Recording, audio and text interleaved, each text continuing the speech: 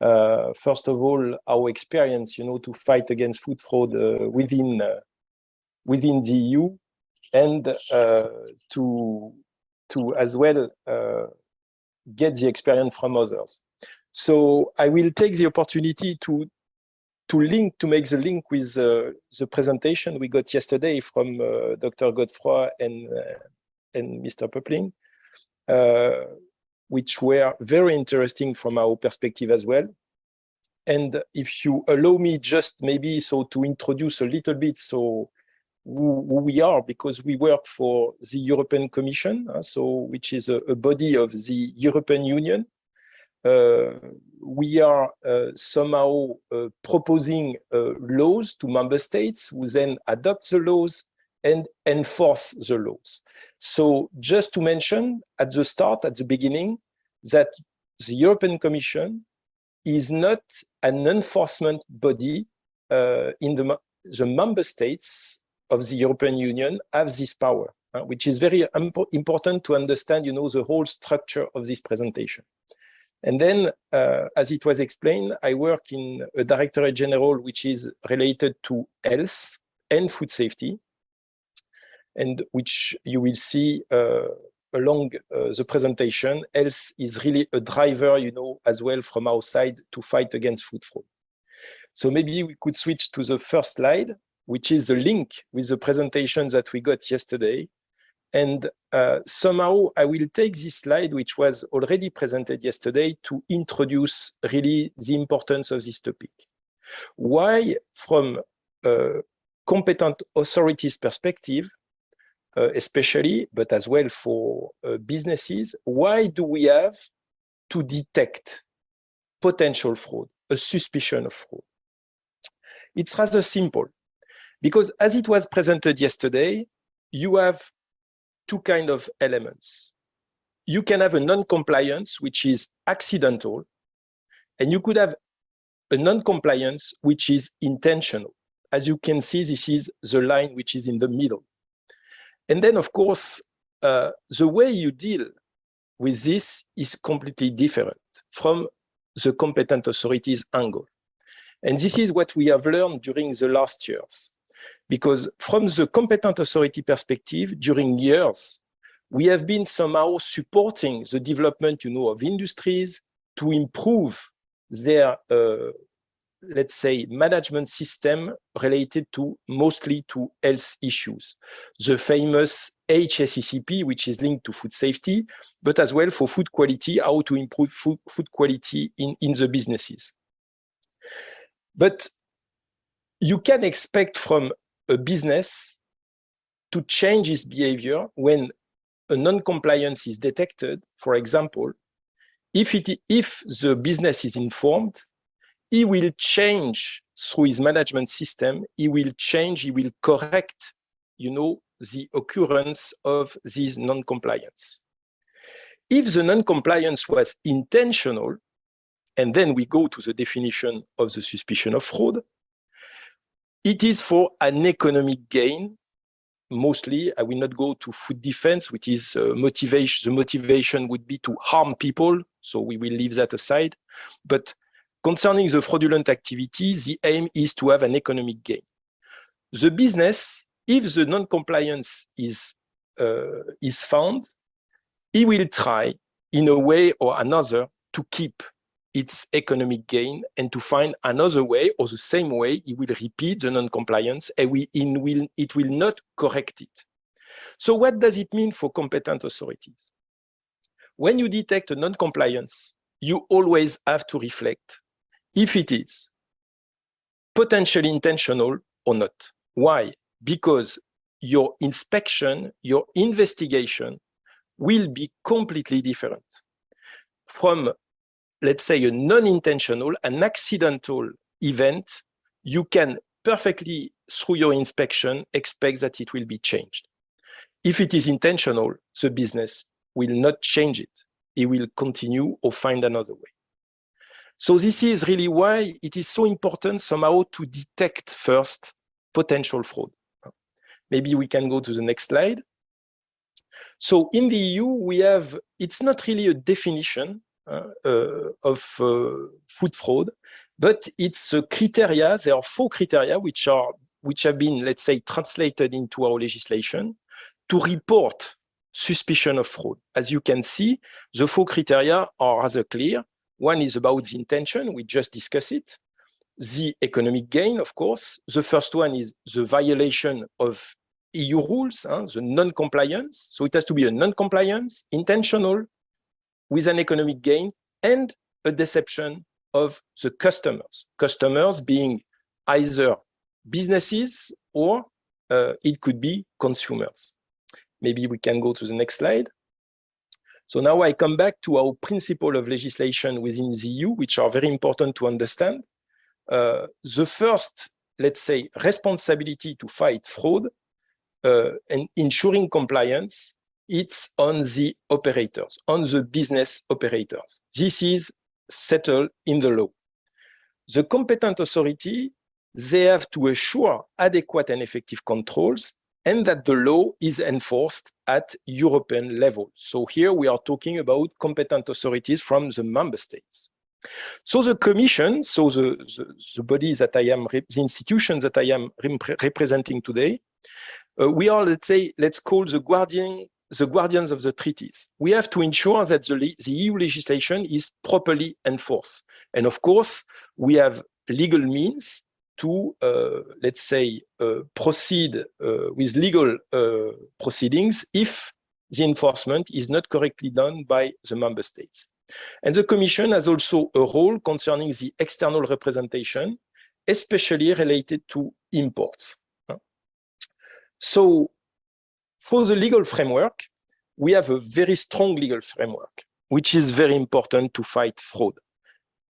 It's like every market, if you don't have rules, very clear rules, it's very difficult to have a fair market. So our rules are set up in the different legislations that you can see here. I will not go into the details, but we have, let's start from the big one, which is a food law. Then we have a feed law. We have a food information to consumers. And we have a very specific one about official controls. And linked to this official control regulation, there is a specific one concerning the information management system for official control.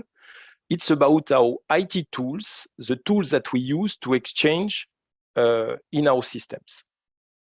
And we will come back to that later on. And then, of course, we have all the EU sectorial legislation related to the different standards, for example, milk, fish, etc., etc.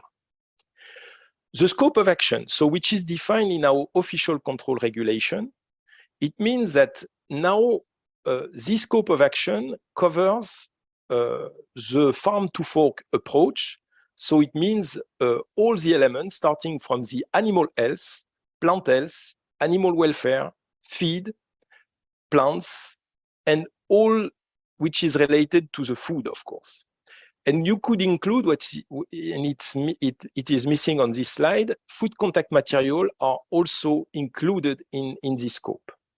And you can have as well all the definition related to quality issues like organics and all other related PDO, which is the denomination of origin. So there are quality, brands within the EU to promote some high quality products.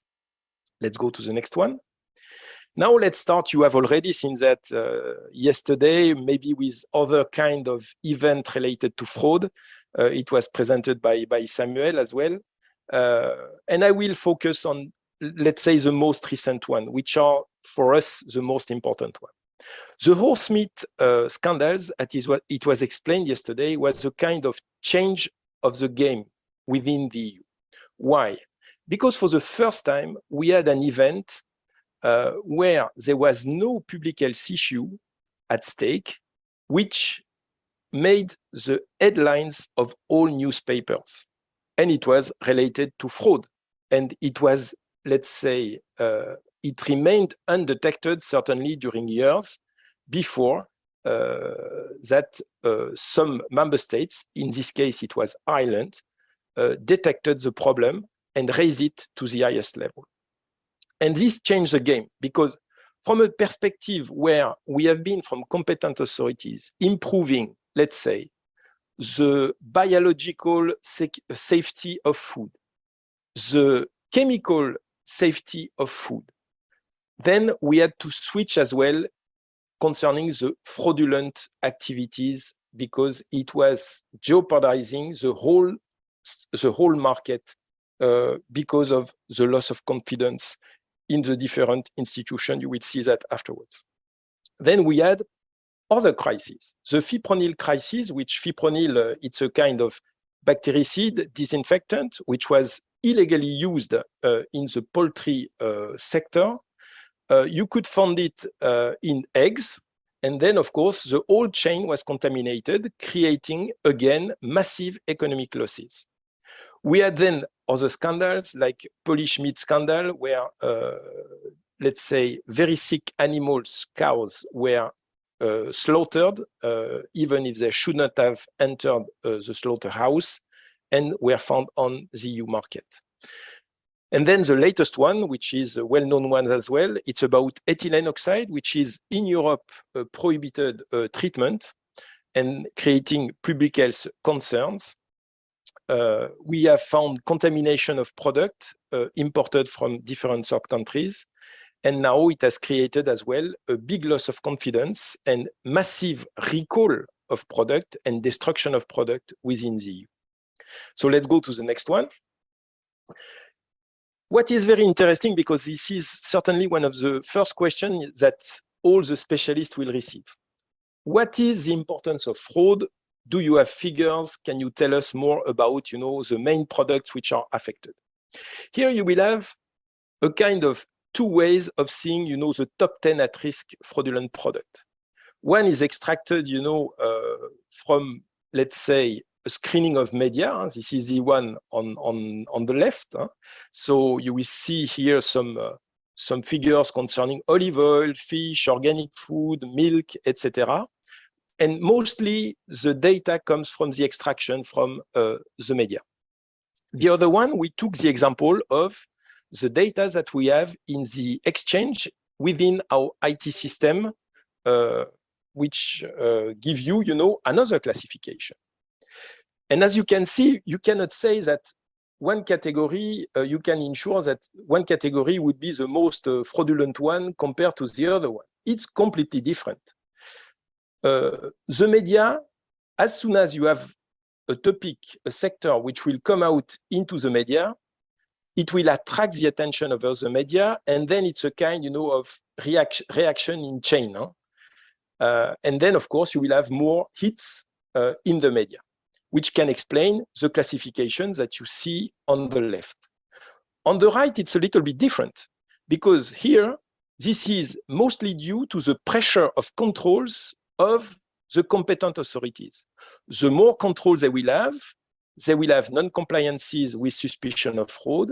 They will request to other countries some action, but it is linked mostly to the pressure, the priorities that they have defined in their own countries to fight against fraud. So you see, the top 10 can change very quickly depending on the angles that you will choose.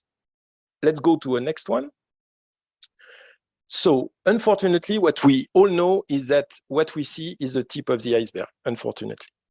And what is for sure from the crisis that we got, we have seen different topics. It was said already yesterday.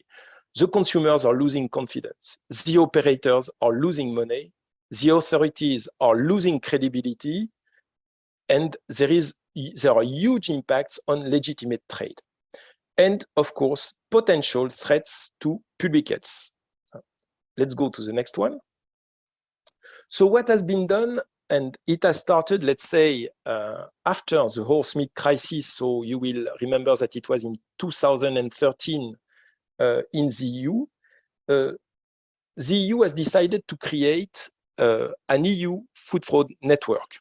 So this network means that in every member state, there is one national contact point which has been designated to exchange through a specific network, through a specific IT tool. If they have some request to do to other member states, they can use this system and the member states receiving the request is obliged to reply, which is a very important element. But we have to highlight immediately that not all, of course, the fraudulent cases of one member state are, let's say, introduced into this system. If there are no cross-border element, they will, of course, keep, this information generally at national level. So there are 3 networks: the Rapid Alert System for Food and Feed network. This network exchange on, it was an existing network, they exchange on public health issue. This is the famous RASFF system that we have in Europe. We have another network which is very similar to the RAS system, which exchange on non-compliances, but where there are no public health issue, cross-border, but no public health issue between member states. And the third one, which is the EU Agri-Food Fraud Network, which exchange on suspicion of fraud. And there is a link with, we can stay on this one, there is a link with the Europol Siena database. So not a direct link, but the Europol is participating to the EU Food Fraud Network. So Europol, it's an agency which is coordinating in Europe all police, not all, sorry, police investigation with big cross-border issues when they are requested to do so by the member states. So we have possibilities to exchange with this agency, Europol, to exchange information. And as soon as the case will switch to police investigation, Europol will normally take the lead to coordinate the action at EU level. The network that you are looking at, the EU Agri-Food Fraud Network, will remain mostly administrative exchange between authorities. Let's go to the next one.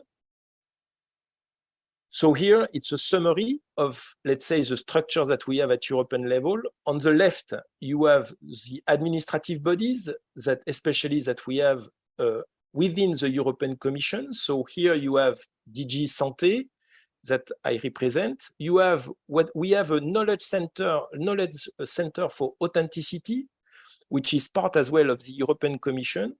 And they are dealing with all the scientific aspects related to analytical methods.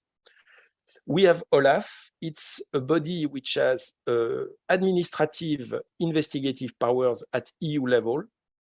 And we have the EFSA authorities for any assessment concerning public health related to fraudulent activities. We would refer to them to have, let's say, any assessment. And as I said, on the other side, you have really the police side, so law enforcement authorities, where you have Europol, and I have included as well Interpol, the international one, because there is a link with our action as well. And we have the same kind of coordination with judicial authorities through an agency which is called Eurojust. Let's go to the next one. Now let's really go into the topic. How do we deal concretely and what do we have organized with within the Commission? The engine and let's say the real added value of the European Commission, this is the management of the IT tools, the IT databases of the Commission. So IMSOC, and you will remember that we just mentioned it at the beginning for the legislative legal framework. So the IMSOC, the management system for official control, you have 3 main topics. One is related to certification. So we call it traces, where we have all the registration of, let's say, import certification or intra-EU as well trade. And you can see the number of documents which are present in this database. It's enormous. It's an enormous amount of data. You have to know that not all member states can see all the data. They can see only the data which are related to their own imports, or when there is a border rejection, then the information is shared to all the other ones. For the rest, they cannot see the information. Only the Commission, So my institution can have a look on this data and circulate the data if necessary on request from the member states. The second element, the second IT tool, it's linked to outbreaks. So we have an IT tool related to animal health, which is ADIS, and we have an IT tool related to plant health outbreak, which is Eurofit. And they are, of course, of interest as well for fraudulent activities. And the last one, the one that we deal with to exchange information, it's a tool of cooperation, administrative assistance. We call it IRAS. And this is the cooperation on non-compliances to exchange between member states. So you have a first part which is related to public health when you have public health issues, non-compliances with public health issues. You can see that we have more than 4,600 exchange per year for last year, 2021. You have one without public health risk. Here we have almost 3,000 notifications last year. And we have one specialized for suspicion of fraud for the EU Agri-Food Fraud Network, where last year you had 400, almost 400, more than 400 notifications. Let's go to the next one. Let's focus on this famous database, food fraud, which is used by the EU Food Fraud Network. So here you have the figures from 2021. It's a kind of the first time that they are presented outside. The report will be published within the next 15 days, so it will be online, but you can see already the figures for this year. So you can see that the first category, I think we cannot see the category below, which personally I cannot see it, but you cannot see it, but it's really at the bottom. There is a big category which represents illegal trade of dogs and cats, which are exchanged within the database. It's more than 114 exchanges. So this one, I will leave it aside because it's not food related. It's part of our system. As I said, we cover as well animal health issues. But let's focus on really the food sector. So you can see that this year, the top number one was fish and fishery products. So here we are talking essentially about the priorities of the member states.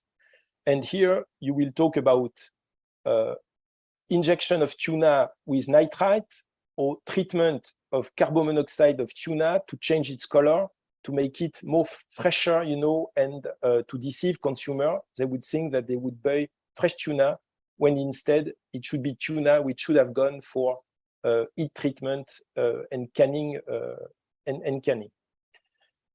Second main category, it's the traffic of protected species like eels, where we have specific actions with Europol, the police agency, and there were a lot of exchanges, you know, within the system.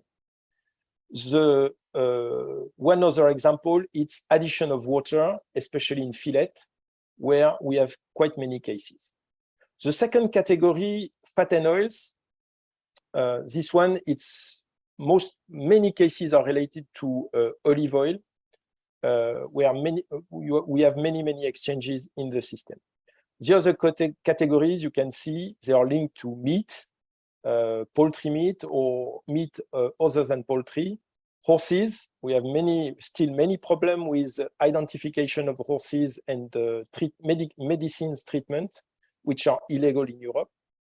Plant protection products are as well a key element that we have, and you can see all the other one. Let's go to the next slide.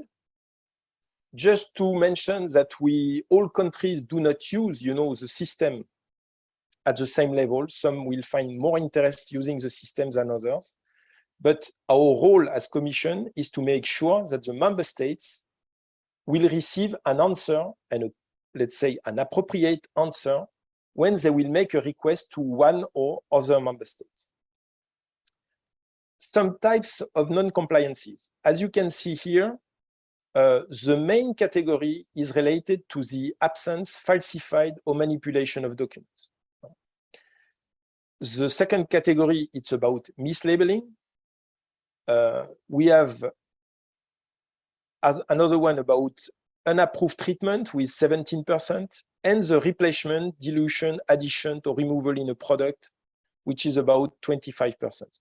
I will not give other example, in these categories. Most of them have been reported during the presentation yesterday by Dr. Godefroy. Let's go to the next one. What we do in the Commission, you have to understand that all member states, as I have explained, do not see for food fraud the request of all the other ones. So they don't know what is in the database. So our role is to report weekly without giving names, without giving let's say, the countries of the member states related. We inform them about the type of fraud which are in the system. And to be honest, businesses can do exactly the same. You have to go to the IRAS, to the rapid alert notification, which are public, and then you would extract from this notification, you could wonder if it could not be fraud. And that's exactly what we do. And then we make specific requests. We highlight the attention of member states because they might not have seen that it could be fraud for some of them. Maybe we can go to the next one. And here it gives you, after our screening last year, what we got in terms of weekly screening in all our databases. So I will exclude the 407 notifications which were done in the EU Food Fraud Network. These ones are clearly suspicion of fraud. But in the other system, we found suspicion of fraud. For example, out of 4,608 notifications in RAS, so with public health risk, we found that more than 1,000 could be potential fraud.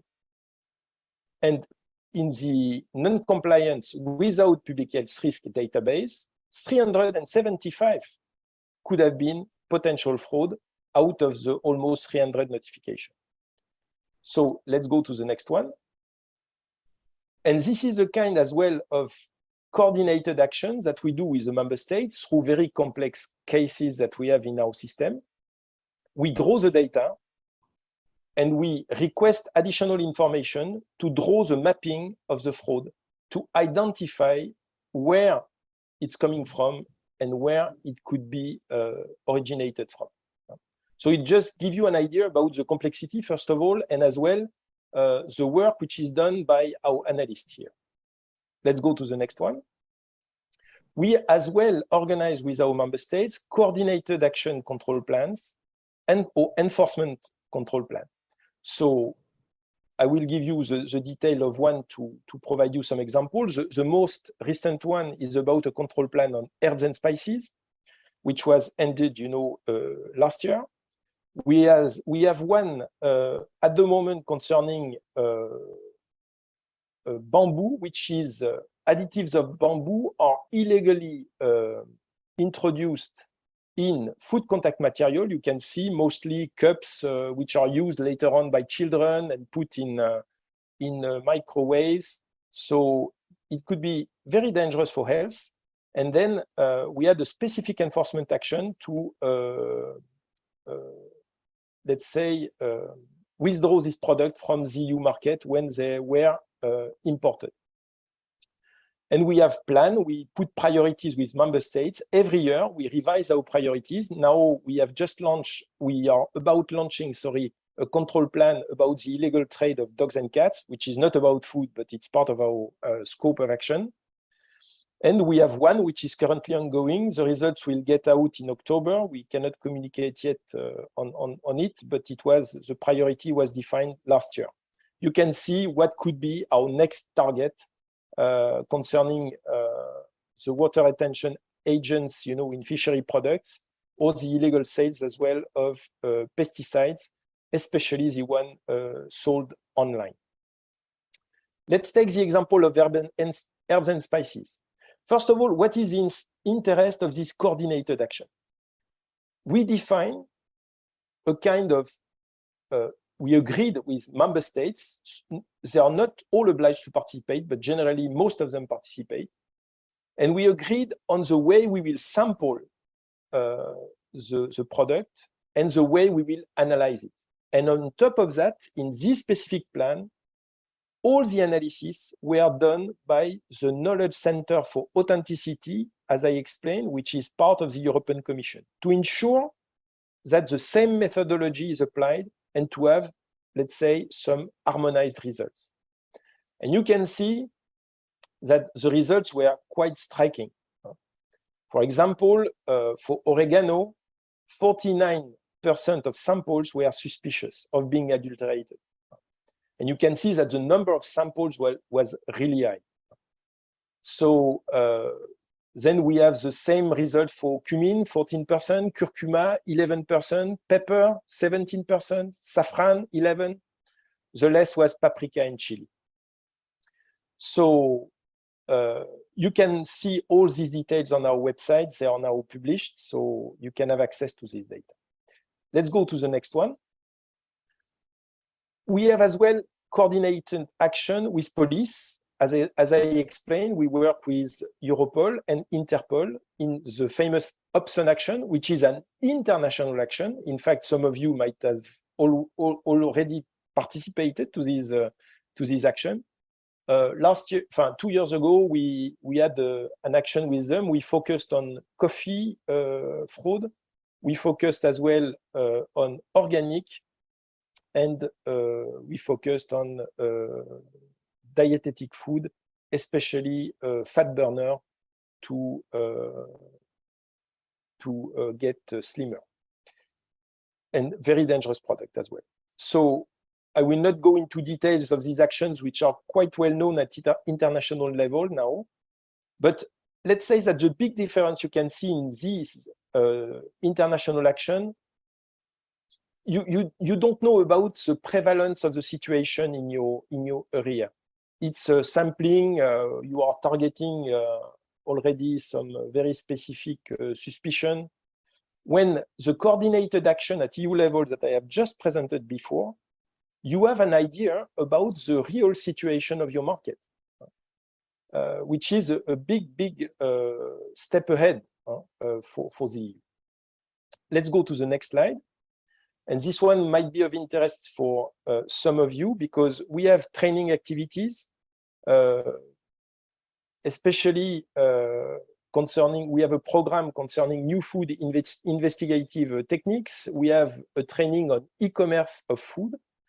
And now we are disseminating this training. We will organize soon. It was a little bit postponed because of COVID, but we will have regional seminars in non-EU countries. So I cannot provide you now with the planning because it had to be revised, but this will come soon. And your area, we will have that in Asia, we will have that in Africa, in different areas. And you might have the possibilities to participate if you are from the competent authorities. But we will have as well e-learning modules, which are developed on both programs, so new food investigation techniques and e-commerce of food. So these e-learning modules, the first one on new food investigation techniques, will be ready for member states by the end of the year. And e-commerce, we plan it for the beginning of next year. So I think I reach now the end of the presentation, and I give you back the floor, and I will be open for questions at the end of the session. Thanks a lot again for your invitation.